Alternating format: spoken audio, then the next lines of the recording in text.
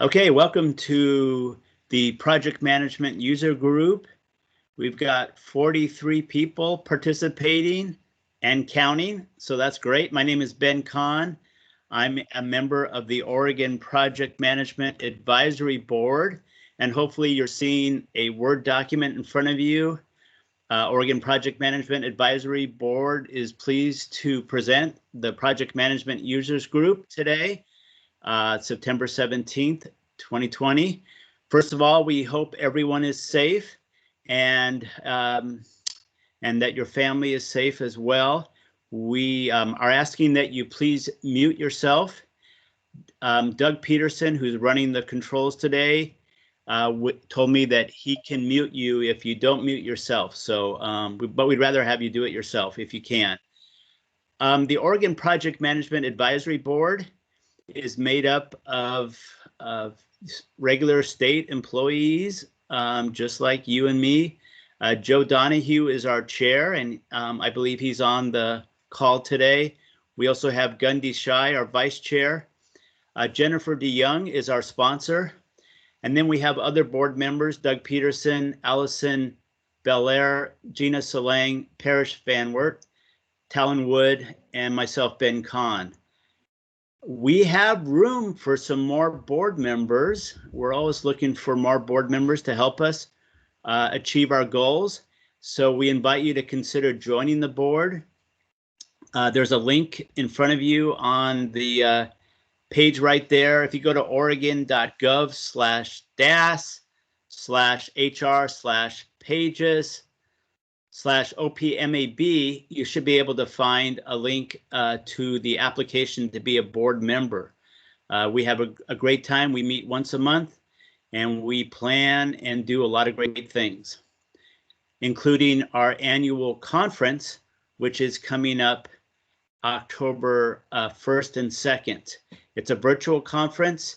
It's half day, 8 or 7:30 to noon each day on the 1st and 2nd. And there's a link on that same web page for the conference so that you can register for that.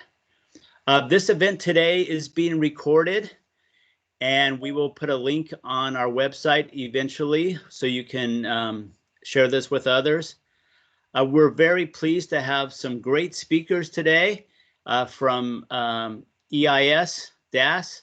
So we are very pleased to have Jared Choc, Laura Medcalf, and Brittany Kenison.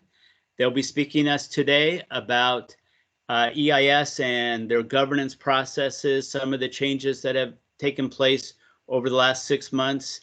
They're also going to be able to answer some questions today. So please submit your questions via the chat box, and Doug will read those out later in the program. Jared and team, you're welcome to answer the questions. You'll be able to see those as well. You're welcome to answer them at any time, or you can wait towards the end of your presentation to do that. With that said, I'm going to release the presentation and let Jared take the presentation and present his screen so that he can show his PowerPoint. And I'll turn the time over to Jared. I can see you now, Jared, so that's great. All right, well, thank you, Ben, for the introduction, and thanks to the PMUG board for giving us an opportunity to speak today. I'm joined by Brittany Kenison and Laura Medcalf, if you guys want to wave there. Hello, yeah.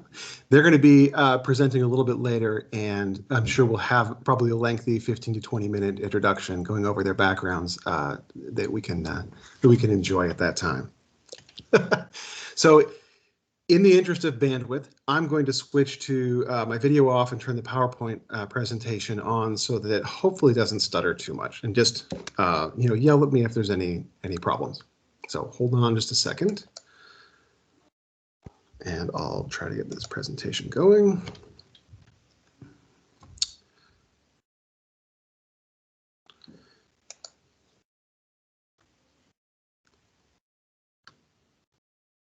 Okay. There you go. Ben, can you see that?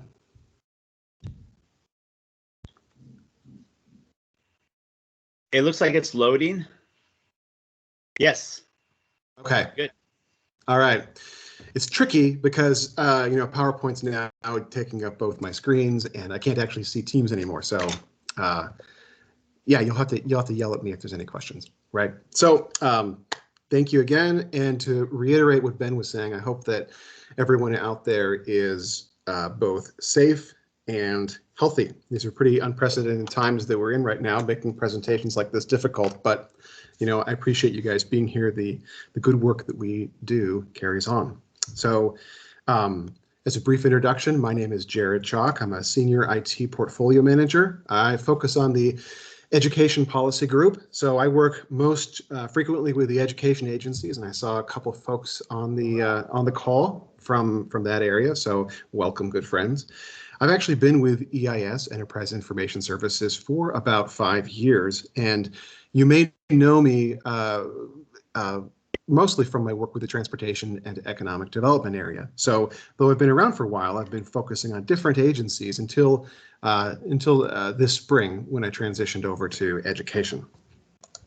So before we jump in, I thought it might be helpful to talk about why we're even here. Wait a minute. So the IT investment oversight policy and procedure, as you probably know, were updated in June. We had a webinar in May that I would encourage you to check out. There's a link down below on the screen. Yeah. Next slide.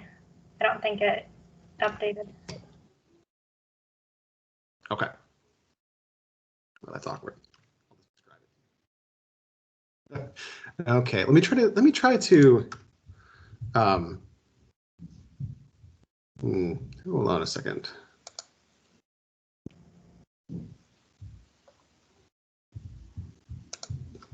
I'll try this a slightly different way, and we'll see if I get to the slide.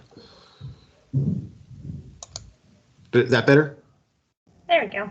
Yeah, so now you can see the beautiful checkbox that's there, right? So, yeah, so it was updated in June, and that today we want to kind of briefly review those changes with you, answer any questions that you have, and try to, I feel most importantly, gather your feedback on how things are going. So this isn't really a substitute for those listed resources. That webinar and the tools that are online will be more thorough information for you should you have a lot of detailed questions after this.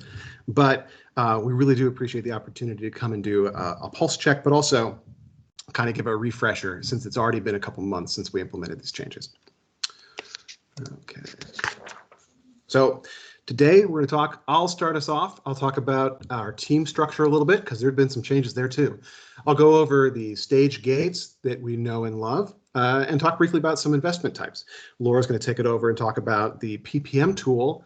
And then Brittany is going to discuss the business case, solutions analysis, and financial analysis tools, and then kind of what's happening right now and taking that opportunity to gather feedback.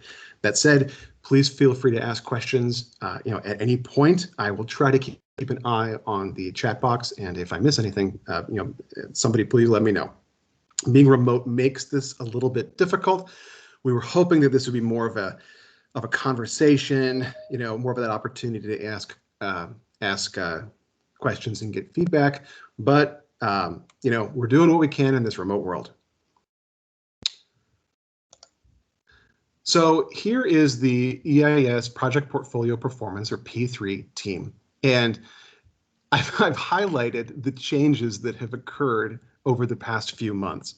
And I'll walk through them, but as many of you may know, Jennifer DeYoung was recently the P3 director. However, she's been asked to be the program director for the Microsoft 365 project. And though we're sad to see Jennifer go, we're still definitely going to be continuing to work with her as she engages in that project. Bettina Davis has been asked to step in behind and fill in the role of director, and we're fortunate to have Bettina's leadership.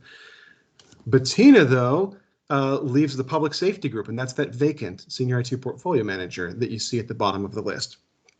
Now, this is a little bit misleading here because, I'm not new, but I went ahead and highlighted myself because it is a new policy group for me. So in the Senior IT Portfolio Manager, we have Carolina, who's the Administration and Business Services Senior IT Portfolio Manager. I'm working with education. Rebecca Craven is also not a new face for P3. She's been an oversight analyst for quite some time and has filled in the role being a senior IT portfolio manager for transportation and economic development agencies. So my old stomping ground. Jennifer Hannon is with Healthy People, and Ryan Parents with Natural Resources. Our oversight analyst group hasn't changed over the past couple months, and these are the folks that if you have projects that you've probably grown to know and love. We got Matt, Tish, Jennifer, Shelley, Jan, and Jim. Our executive support, Dagny, has moved over to support the assistant state CIOs, so we're fortunate to have Haley helping out there, and Brittany and Laura, who are both on this presentation with me, are our business analysts helping us make sense of all the stuff that we do. So we've had a lot of team changes, but for how much stuff has changed, there still are a lot of familiar faces.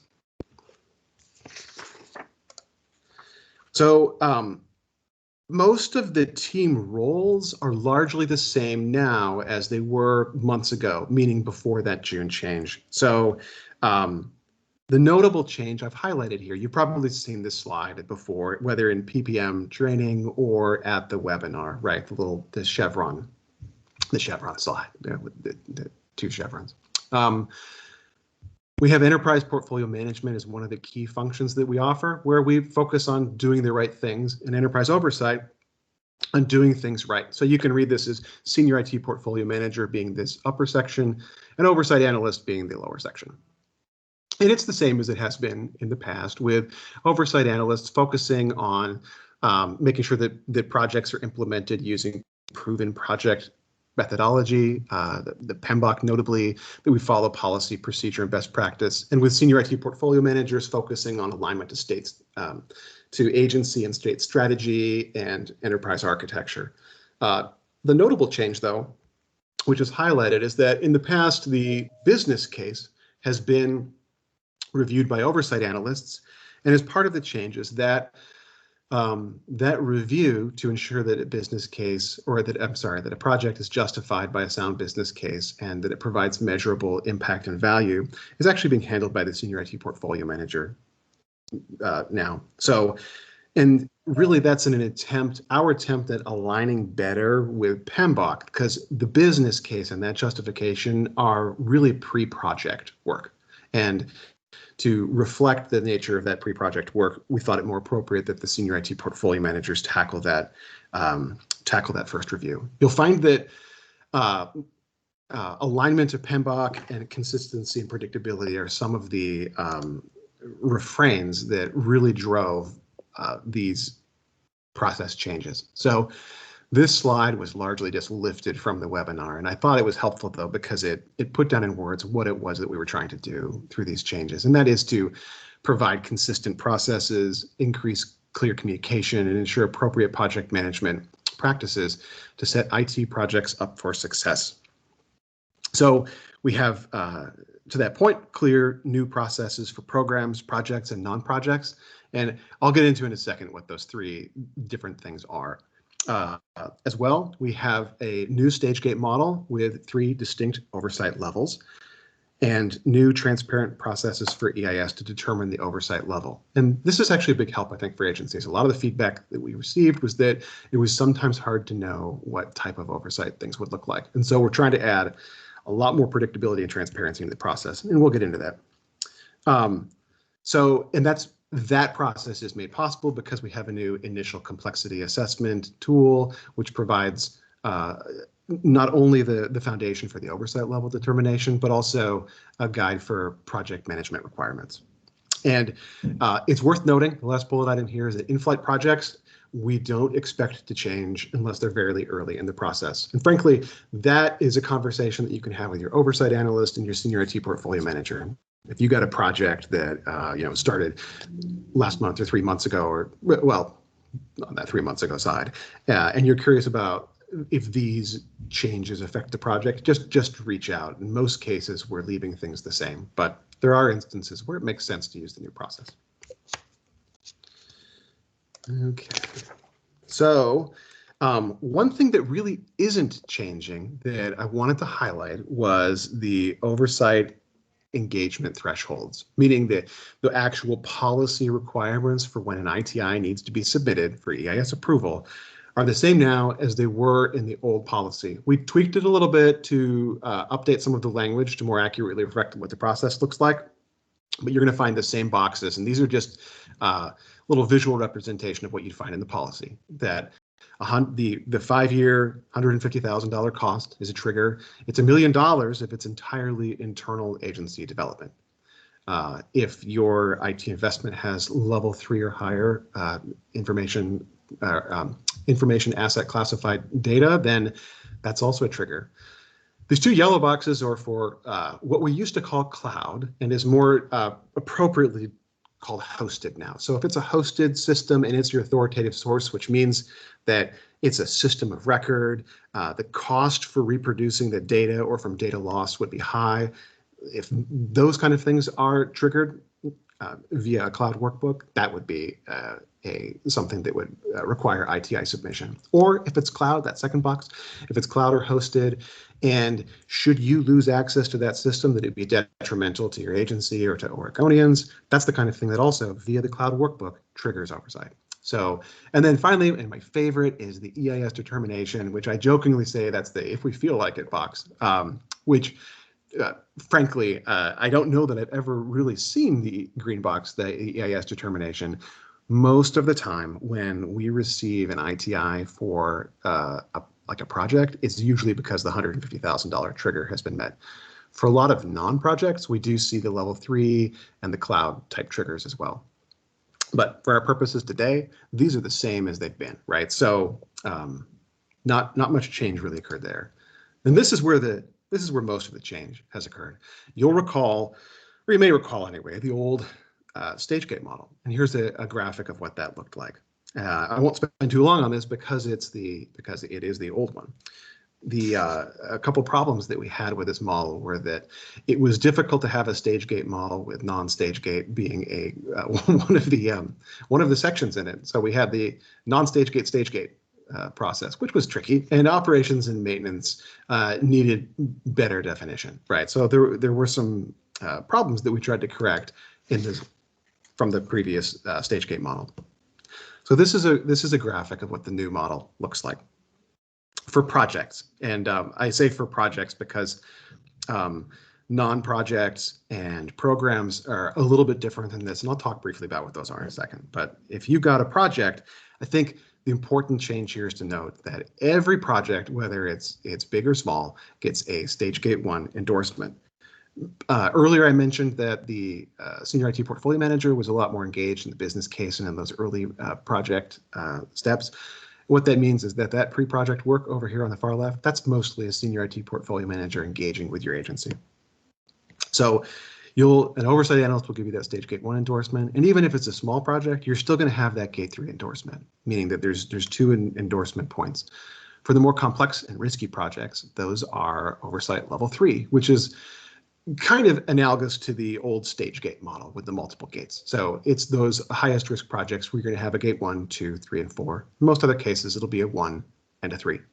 And we've tried to kind of show in this graphic that the rigor and the expectations for EIS review decrease in size. If you'll notice, the diamonds go from small at the bottom to medium and then large. They decrease in size as they go down, demonstrating that for your oversight level 1 projects, there's a less documentation expectation and less rigor that we would expect to see.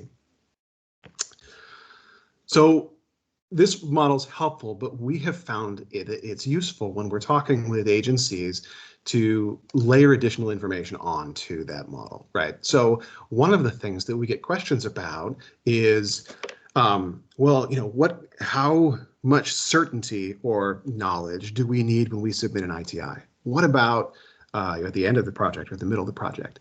And this highly scientific and accurate certainty triangle describes how our how we view the knowledge, the certainty that the agency has as a project progresses. And basically what this is saying is that when you're done with your project, you've got 100% certainty about what everything looked like. You know exactly what it cost the day after you've implemented it or gone live, as opposed to the day when you just start your initiation. You've maybe just got a wild idea about what this investment's going to end up costing and how long it's going to take. And that's totally okay. And that's why we say things like the ITI, which you're submitting way over here in stage 1, we're not going to hold you guys to the dollar amount that you put in the ITI. It's ballpark when it's that early. It's stage gate 3, right around that above the execution box when we talk about baselining projects. And that's where we expect a high degree of certainty. And we understand and appreciate that everything before then is really order of magnitude estimation on your part. And so we might want to know how you got your estimates, but we don't expect you guys to have 100% certainty when you're starting off a project.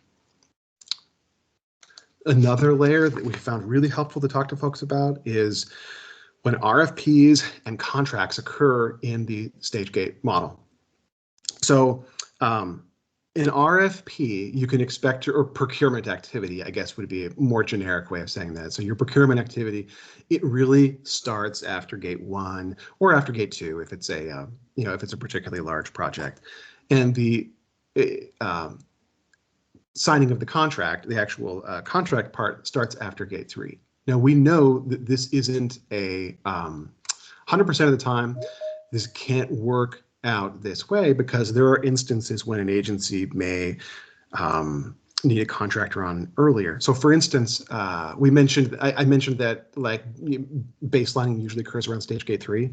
Well, if your vendor is coming on board and part of their one of their deliverables is like helping you with your project planning, well, you wouldn't really be able to actually baseline since they're helping with your work breakdown structure, for instance, right?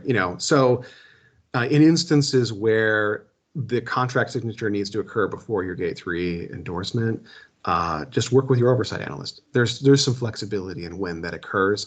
I offer it here just kind of as a general idea that this is when your contract work happens and this is when your RFP work happens. So when in doubt, touch base with your SIPM or your oversight analyst. Now, I mentioned before that we have different investment types and that we've been talking a lot about projects because frankly, that's our bread and butter is projects. That's mostly what we see. But we do have other areas where EIS is obligated to provide an endorsement or an approval for agencies to purchase something or to pursue an investment. So we've broken those investment types into 3 categories. And the easiest to understand, I think, is the one on the far right, and that's projects, what we've been talking about. So wherever we can here, we have tried to just brazenly steal from PMBOK with our definitions, so it should be familiar for most of you guys. The project means temporary endeavor, you're trying to create a unique product or service. Typically, in our experience, projects have project managers assigned, they're approved by agency governance, and they're officially chartered. So I think we have a good understanding of what those are. Programs are also, I think, easy to understand when we think about it in that PMBOK context. And again, we've borrowed here, but a program is defined as a group of related projects, subsidiary programs, and let's get that out of the way. And program activities managed in a coordinated manner to obtain benefits not available from managing them individually. So from our perspective, programs can include any number of projects and non-project investments. It's a grouping of other investment types that make sense to the agency and it makes sense from an oversight perspective. The reason why we might want to approach something like a program are things like having a consistent oversight analyst on all the individual projects that might receive oversight, or it's a strong justification for using a single QA vendor for all of the individual efforts within a program. And oftentimes it just aligns with the way that an agency is running their group of projects. And then finally, non-project, which is an unfortunate naming because yes, we're defining something based off of what it isn't, or naming it, I guess. Non-project, it's an IT investment that isn't a program or a project. And basically what those include are purchases, subscriptions, contracts, contract amendments, contract renewals, etc. We expect that there is some amount of project work that might occur for a non-project, but it should be small, and usually agency governance doesn't treat these non-projects like projects. Like, for instance, I mentioned project time.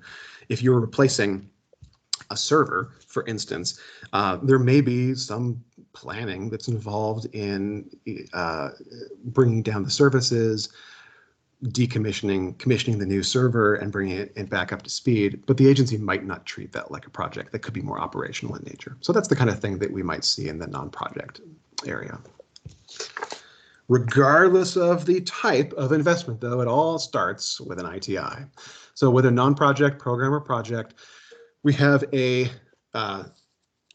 single ITI form. And some of you may recall the old IRRs and then the updated ITI, and now this is ITI, I don't know, I guess 2.0. It has continued to be refined, and now we have a simplified version that is really just this one sheet that you can kind of see here, and it's available on our website if you want to pull it up.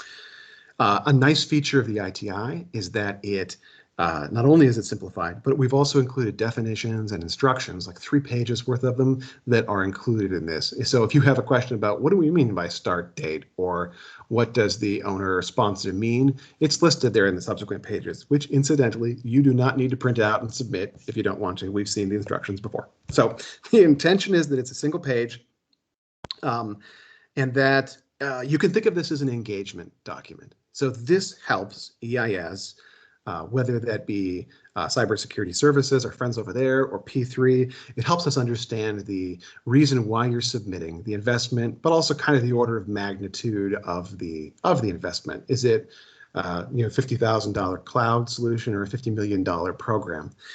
This helps us understand that. But this is so early on, and you're not going to have certainty on it, that we have no intention of holding the agency to the information that's in the ITI. It helps us with our understanding, with onboarding. It's a conversation starter. But since you put that 50,000 on this form, it doesn't mean that there's some sort of deviation report that's required if you don't end up hitting that value. So the ITI, think of it as high level, just enough to start that conversation so that everybody's on the same page when you're talking about what your investment looks like. So when you submit that ITI, to our office, there's varying workflows depending on what type of document it is. Each investment type has a specific workflow in the procedure. Non-projects are emailed into our office in a very similar manner to the way that operations and maintenance projects previously were sent in. You'll send in an ITI indicating that it's a non-project, probably giving some information about the, let's say, subscription or purchase that you're submitting. And the senior IT portfolio manager will respond via email. Maybe you have a phone call, but they'll say, they'll assign an oversight analyst, and usually the senior IT portfolio manager says, now the oversight analyst is going to take a look at this. They'll probably want to see a copy of the contract or the purchase order or some other artifact. We'll also reach out to our partners at Cybersecurity Services and assign a business information security officer. And similarly, they might want to review some aspects of the purchase, subscription, or whatnot to see if there are any security questions in there. So it looks like there's a question here. I'm just going to try to take this because I think it's about non-projects. So non-project is any item that an agency dedicates funds to IS work that is not part of a project. Is there price effort level? Okay, so that's a great question, Tony. The triggers for oversight are generic. They're the triggers for an ITI submission, meaning that whether it's a project, a program, or a non-project, it's that $150,000 level 3 cloud plus a system of record. It's those same boxes for a non-project as it is for project. So if an agency is purchasing $200,000 worth of if you use that earlier example of servers, that's something that would meet the target, the threshold in policy. If it was a $10,000 worth of monitors or something, or a subscription. It wouldn't, unless it met one of the other thresholds. So a really important part there, I think, is that the senior IT portfolio manager should be engaging with your agency, and that's a great resource to use as a sounding board for that kind of thing. So does EIS need to review this? We've got $120,000 subscription to this service, right? And they can help walk through whether or not it's required. I'm not sure. Hopefully that answers the question, Tony. Program workflow. So program workflow, it is handled in PPM, and there's a PPM submission process for programs, but just right now, programs are a little bit more of a rare thing to see submitted. So work with your SIPMs on a program if you have one. Ben Kahn knows a lot about what programs look like, right, Ben? And they're big beasts, and they require special care and feeding. So work with your senior IT portfolio manager on those. It does go through the PPM, but our processes, to be honest, aren't as ironed out on those, because programs are by no means new, but they're new to our oversight policy and procedure. So a little bit more hand-holding there. And then with projects, they're similar, honestly, to the way that they've used to been, but we've added in some new processes and forms, such as the initial complexity assessment and the required artifacts form, which sounds scary, but really help to make the whole process more transparent and predictable. So now my thought here was, and again, this is going back to the conversation idea, was that rather than read through the procedure, I thought that I could see what questions folks had about these oversight processes and the investment types, to see if I could answer any questions there. Because otherwise, the next step's handing it over to Laura so that she can walk through some of the details in how the PPM tool has been updated. So does anybody have any questions for me that I can help as far as walking through the IT investment process, or some of those new artifacts or anything?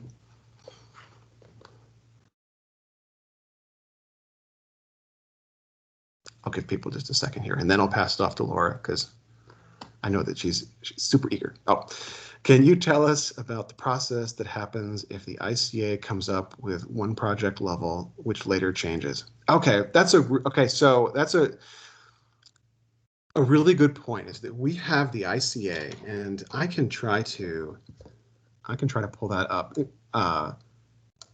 in case folks haven't seen what the initial complexity assessment looks like. Okay, so I think you can probably see this now. Ben, can you see the spreadsheet? Just give me a thumbs up if you can see it. All right. Okay, so this is the initial complexity assessment. And the way that it works is the agency, and I have found this to be more than just a form. I have found this to be a really good conversation to have with the agency. So I sit down with the agency, and I mean, they're responsible for filling it out, but we'll say, what's the span of organizational change? And we'll start off by talking about, what does that even mean, right? Well, is it only affecting a business unit? Is it affecting the entire state, right? Like, where is it on the scale? And we can talk through that and kind of understand and come to an agreement about what that looks like. We have an entire project oversight guide, incidentally, that you can, it's linked on our website, and it's got details about what all these things mean. But anyway, the agency fills those out. Once a year, EIS produces a maturity assessment score, which has similar values of ranked from 1 to 4. And here we're trying to align to COVID. You can see copyrighted COVID 2019. We're trying to align to another standard, just like PMUG, whenever we can. And it comes up with this oversight level assessment, which looks fairly technical, but it's actually kind of easy to understand. The complexity score that you and your senior IT portfolio manager came up with is on the bottom, and on the left-hand axis is the maturity assessment, and somewhere your project falls at. In this case, it's a 2.4, which is solidly in the middle of level 2.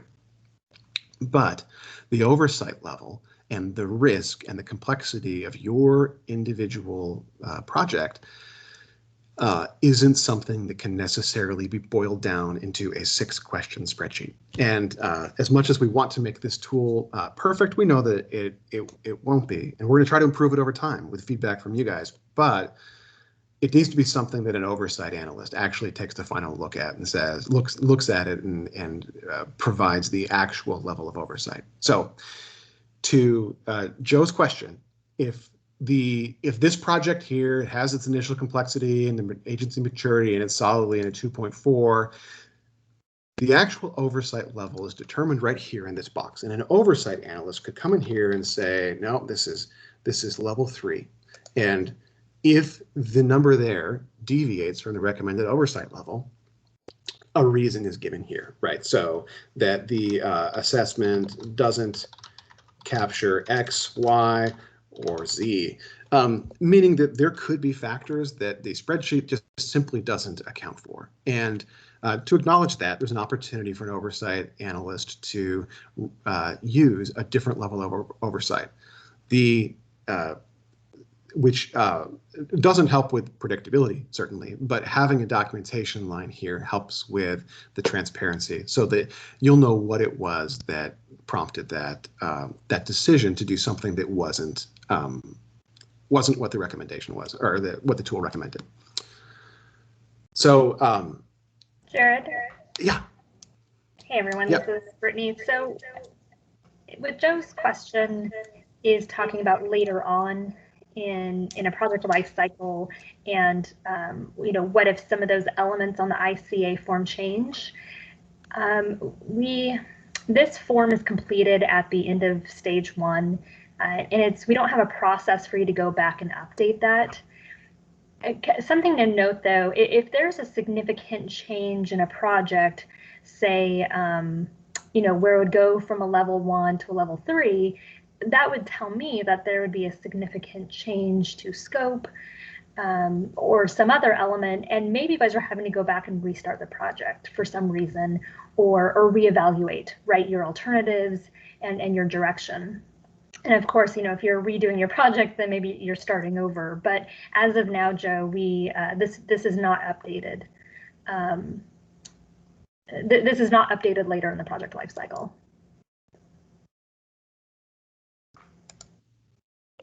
Yeah, that's a good point, Brittany. That later on in the project, it's more with the something with the oversight analyst. So anyway, that concludes my part of the presentation. And if folks think of additional questions, please feel free to post them. And also, we'll be I'll be able to pick up and answer any questions if Laura or during Laura or Brittany's section if they need to. So with that, I'll pass the baton on to Laura. Thanks, everyone. Okay, forgot to unmute myself before I started presenting. Let's go. Okay, I'm Laura Medcalf, and I am a business analyst and PPM administrator along with Brittany Kenison. So we wanted to do a piece on the PPM tool today as well. We do have a webinar out on our website on the EIS templates and forms page that does cover the changes that occurred to PPM due to the oversight process changes. So there's a pretty detailed webinar that covers all of the different screens and how to use those new screens that you can view. So I only have a couple slides today and was just going to hit the highlights of those changes for you as a reminder, and then open it up to any questions that you may have about specific items that you've seen or used or haven't had a chance to touch yet. So some highlights from the changes that we made in June. Our new project artifact and submittal screens for the oversight levels 1 through 3. So we changed the terminology a little bit too. So we have project artifact screens now instead of project condition screens, but the use and layout are essentially the same. So the submittal screens are essentially the same two, but they have been modified depending on the number of gates that a project will go through on the different oversight levels.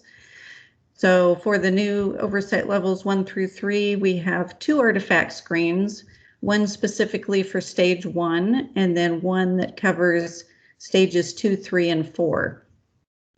Stage 1 is handled by the portfolio managers now, so they're reviewing that documentation. And then the oversight analysts are reviewing the documentation for stages 2, 3, and 4. So that's one of the reasons we split up those 2 screens. But it also does some consolidation, and I think makes it a little bit easier to track those artifact submissions through the project process. We also added a separate area for programs. So previously, if you had a program, you had to enter it as a project in PPM and use the same project screens and all of that in the PPM tool, and then just designate it as a program through a naming convention. But now we have a separate area for programs. It's been customized for the program review and submission process and separated from those projects. So it's easier to see where the programs are and specific information relevant to programs versus the related projects that remain in the project space. We also added a way to indicate ideas being part of the biennial budget process. So that tends to be a pretty consistent time when users are entering ideas in the PPM tool, and it's a nice way to be able to track that they are part of that biennial budget process and which biennium they were submitted for.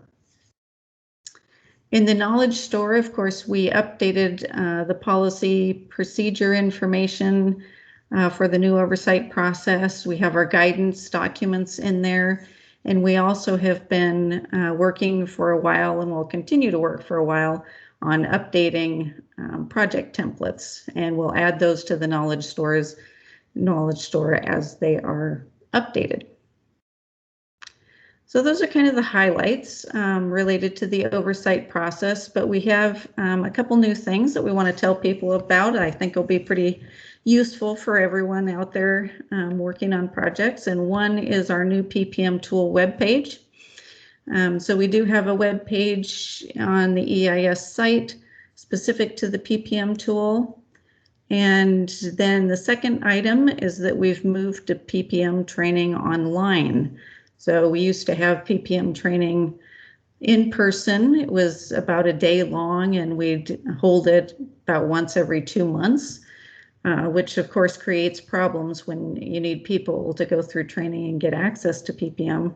So now it is online, and you can start the process whenever you want and do it at your own pace. So I think that'll be a great help to people out there in the field as they come on board and need access to the PPM tool.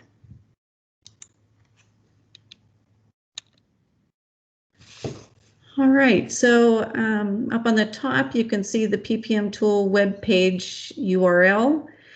Although it's part of the EIS site, it's not really tied to the other pages at this point. So you will want to note the URL. Of course, it'll be in the PowerPoint and all of that for you. Anyway, so we have information on the web page about the PPM tool and what it is, and then how to log in, because it's kind of an interesting tool in that people aren't using it consistently. You know, you use it for the oversight process mainly, and so somebody will use it you know, for a while and then won't be back in there for 3 or 6 months. And so it's really easy to remember how to log in and what your password is and where it is and all of that. So we tried to include as much information as we could on the website to help remind people about all that. So it'll tell you how to change your password, because there is no self-service password reset facility, unfortunately, at this time for PPM. So we have to do it as the admins for you, and it has our contact information and that you need to email us with a password reset request. It also talks about getting access to PPM if you don't have it already, and that if you want view-only access, all we need is an email from you and some indication from your management that they'd like you to have view-only access, and you don't need to go through PPM training to gain that, but of course it would be helpful to learn some from the training in order to understand where everything is in the tool and how it works. And then we have a section on how to get full edit access to the PPM tool. And so it has details about the different activities that you need to go through for training and how you request to begin training with our team and those kinds of things. So all of that information is there. Basically what you do is you email us with the request for full edit access, and we will email you all of the details about the steps that you need to go through. And so essentially training now consists of watching the oversight process webinar that's also on our EIS templates and forms webpage, and then watching some how-to PPM training videos. And then in the PPM test system, we'll set up an account for you, and you will practice entering an idea and converting it to a project and loading some documents, you know, the things that you'll typically need to do when you're a project manager on a particular project. And so the videos that you see on the right is part of our how-to video library, and that is part of the required training. And we've broken it up into different areas. So, you know, if you need to know how to create an idea, that's one video. If you need to know how to submit artifacts for review, that's another video. And so it's kind of an easy way to do the training on your own timeline, but it's also a great resource if you've already been through training and it's been a while and you've forgotten how to do different pieces of the process in PPM. You can come out here and watch these videos too as a reminder. So I think it'll be a really nice and handy way for people to be able to jump onto the website and do a review of those different processes in the PPM tool. So that is it for me. Do we have any questions? We had one question from David. They answered that. I was just clarifying that to receive full access to PPM, that you have to complete the training. Howard said that you lack the scavenger hunt. You should have received that. Send us an email if you didn't. And a question from Joe, is it possible to search through PPM for lessons learned? Oh, that would be great. So that would be great. Thanks for clarifying, Howard. Go ahead, Laura, on that. But I guess on the lessons learned. Yeah. You know, that's actually come up a few times in our office about putting together some lessons learned. You can, of course, you can search. Let me bring up PPM real quick.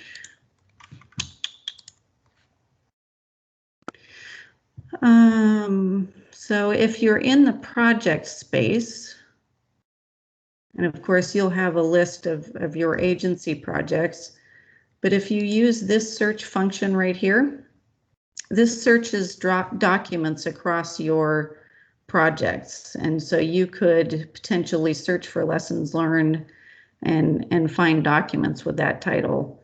That'll only be within your agency. It wouldn't be across the enterprise. So that's something that, you know, that our office would have to put together across the enterprise. But we have talked about that on a number of occasions, putting together, you know, a comprised list of lessons learned on projects, and we just haven't finished that. So. Any other questions? On PPM, you can always email Brittany and I with any questions, and feel free to check out the website. I think there's a lot of great information out there that'll be useful for people. All right, and I will turn it over to Brittany now. All right, thanks, Laura. Hi again, Brittany Kenison, the other half of the BA PPM tool admin group. And I am going to talk about specifically two elements or two documents that we wanted to clarify as part of the process of all the changes that we made back in June. Make sure this is shared right. Thanks, Ben. All right, so as part of the changes that we made back in June, and I think for those who have been around for a while and working with our office, you've seen the history of the business case, and we're probably very excited to see that the updates included a much shorter template for the business case. And the reason why is because we took out, or should I say moved, the elements that were really about the solution analysis. And we took the pieces for solutioning and moved that to its own template, solution alternatives or solution analysis, which really aligns best with stage 2, appropriately named solution analysis stage, or resource and solution analysis. And so we really wanted to highlight the difference, because as we've been talking to folks, we still have a tendency to think solution first, especially if, when we're seeing, a product demo that gets us really excited because we already start thinking about the problems it could solve. And so the business case is a good opportunity to step back and think about, well, what is the what, right? What is the problem that we're trying to solve? And, as Jared talked about earlier, the changes is really with both the role of the SIPM being involved in that stage 1, what is that pre-project work that aligns mostly, within that stage 1. And then we can get to the solution, which is the how. So the next slide, just want to do a quick review of the business case. And I recognize this is a project manager group, and the business case typically being done early, that's not really a business management function or activity. Although we know that many of you play both roles, right? A PM and a BA, or even as a PM, you get assigned early because that's the way your process is set up. Maybe you guys don't have BAs. But we still thought it was important to review that, right? Because typically, as you are officially assigned at the charter, your business case becomes your kind of your guide for the project, right, in the charter, and includes your benefits that you are working to achieve on behalf of the sponsor. So a quick review of a business case. It is business driven. PMBOK states it's really about the justification for a project because it's the input for a charter. And it records that analytical process, and it's the results and the recommendation, which means that it is not a persuasive document. It's not sales, a sales pitch to us. It's not telling us, EIS, what we want to hear. And again, a business case, like all artifacts or project document artifacts, are developed for the project and for governance. They are not developed for EIS. I think sometimes we hear the terms stage gate documents, EIS documents. The best analogy that I really like that Jared uses is the Tillamook cheese factory. So many of you, I'm sure, have been there, where you can go look in the glass and you can see people down on the floor, and that's us, right? I'm saying us because I'm also on a project right now, but because we're down on the floor, right? We're doing all the things that we need to do to make sure people are, consuming safe food and, that work there. And somebody's walking with a clipboard, your project manager, making sure everyone's staying on task. Really, the people in the window is us, just to check in and make sure that everything's going okay. So that was, I guess, a little bit more in the business case. All right, so we want to go over a couple examples here of what does it mean when we say business alternatives. So in the first example, contacts are being tracked through several Excel documents, often managed by different people. And I made this up. I'm sure this is a case for some of you guys. Some contacts may appear in different lists, but not all are concurrently updated. So some business alternatives is your status quo, because we know that's always included in your business case. The first alternative could be centralizing that responsibility for manually managing the contacts. The second alternative could be automating the contacts into a centralized environment. I want to go over one more example, and then we're going to dive into the solution analysis. So second example is around an opportunity versus the latter was a problem. So the opportunity here is the legislative mandate requiring an agency to implement a public-facing application process. So again, status quo as our first alternative, or the first option, and then the second alternative, or the first alternative, is creating a staff. Create and staff a paper application process. So maybe there's some public-facing element to that, but really the behind the scenes is the paper application, where alternative 2 is creating the web application to receive and process applications. So notice with both of these that we haven't mentioned the word COTS or a product name. We're really thinking from the business, what is that business scope? And so that leads us to the how. So a quick note before we go into some examples on solution analysis, wanted to highlight again that we have the solution analysis template on our webpage. And in addition to that template, we also have updated the solution financials. It is much more streamlined, it's easier to use, and there's a tab for each of your solution alternatives. Just make sure to highlight some of our new templates or some of our updated templates that we've published. Both on the website and the Knowledge Store. All right, so back to our examples. So in the first example, let's say we went with alternative 2, right? We want to automate this. And so then when we get into stage 2, we're looking at our solution alternatives, which could be maybe we have an in-house team that already knows .NET. And so we want to consider that as a possibility, but we also want to look at a commercial off-the-shelf system. Maybe that's hosted on premise, or we have a vendor-hosted SaaS solution.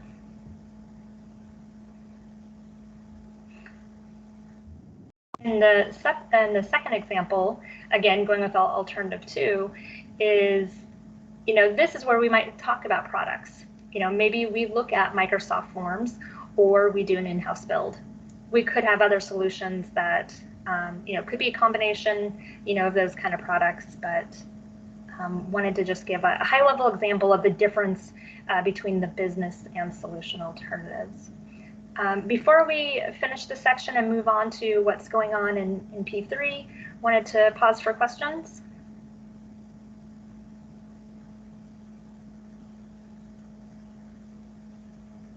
All right, I think that was enough time to allow people to unmute if needed or post in chat. All right, so this is what's happening in P3. Laura and I are going to be evaluating some new PPM interface changes for the oversight process. Some of you might be familiar with a lunch and learn that was held by the vendor. I'm trying to remember how long ago it was, because I think heard the joke about COVID years, a day is a year or a day is a month. And we weren't ready to use those new interface updates until they had put the functionality that we would need. And part of it was we didn't want you jumping around between 2 different systems, which is what we'd had to do. So we're excited to start evaluating that and see if that's going to meet our needs, which will make a much more streamlined experience for you all. We, of course, have our change control board for PPM, and I'm not sure, I saw a lot of familiar names on there, but I believe Allison Belair and some others are on the change board, so we'll take that to them first, of course. We are also continuing to update project templates, and in addition to the Knowledge Store, we have them posted in our templates and forms page. And lastly, want to give a plug to the new Business Analyst Networking Group. So if you haven't had a chance, and if you also play some of those business analyst functions or know folks in your agency who could benefit from this, we'd love to have you join. We've had great turnout and some really great speakers. Oh, and love the acronym. So it's gone both ways, so that's good feedback. That's why we have the firework as our logo. All right, and this is it. Just wanted to gather some feedback. So we're kind of curious if anyone started using the model. We know it's only been a few months, but just wanted to get some feedback if you have, if you know what's gone well, what hasn't, and you know about the templates. You know, we've talked a lot about updating these, and just you know we've heard folks say that they're interested, and so we just would like to get some more feedback if anyone is using them or interested. So with that, we'll open it up for questions, and also if Jared and Laura, and I know Tish is on the phone, would like to add to anything part of this section or anything else, go ahead.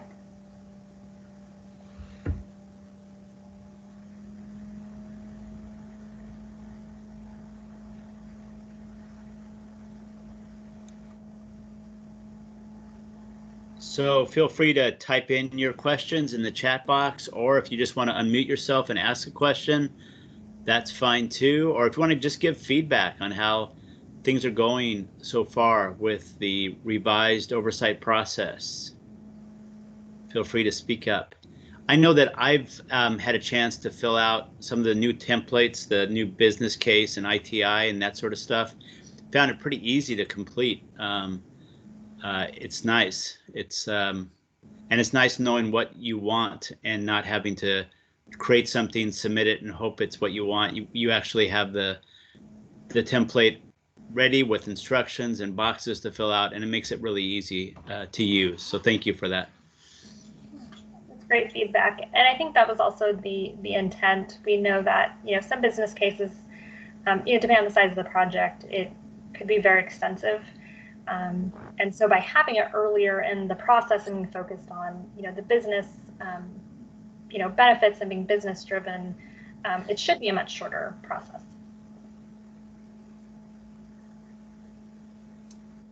Hey, Kimberly, this is Bob Cummings from the LFO. Can you hear me? Yeah.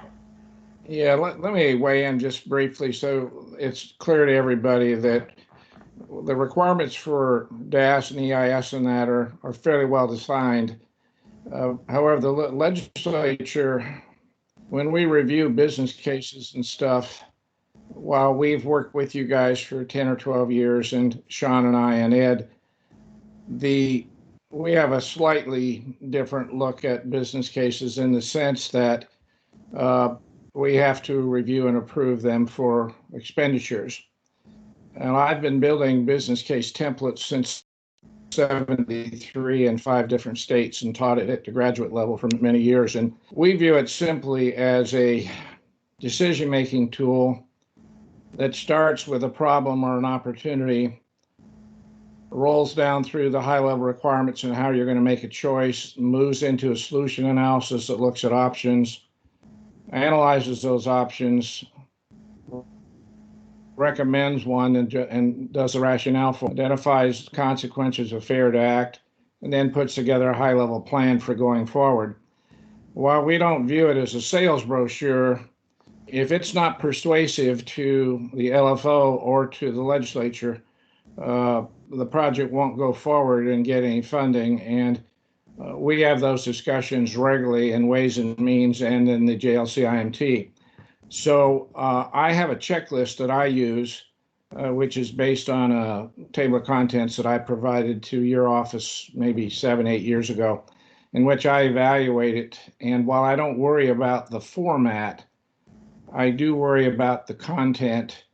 And I just wanted you to be aware that while I like what you guys went through today and how you divvied it up in that, I understand that the legislature has to determine that you've made a case that it's worth spending this money. And so there better be a well-defined problem, and there better be a well thought out solution analysis for going forward. particularly in these financial times we're in now, or the project will not be approved for going forward. So again, I liked the stuff that you're doing there. I just wanted you to be aware that the legislature still got to look at it too. And there is a check at stage gate 3 where I do an LFO review there. And one of the parts is to look through the business case, the business reason, and then the justification and the analysis to see that we're persuaded that there is a real problem worth spending a lot of money on, and that the solution that's been recommended makes good sense. So, like I said, don't want to rain on the parade, but just make sure that you understand that the legislature does its own review of these things, and that's in general how we look at things over there. Does that make sense to you? Sure. I mean, you're persuaded by having a well thought out analysis, right? Exactly right. That the problem's well defined, that the high level requirements for all solutions, for any solution, are well defined, that we know exactly how the decision was made.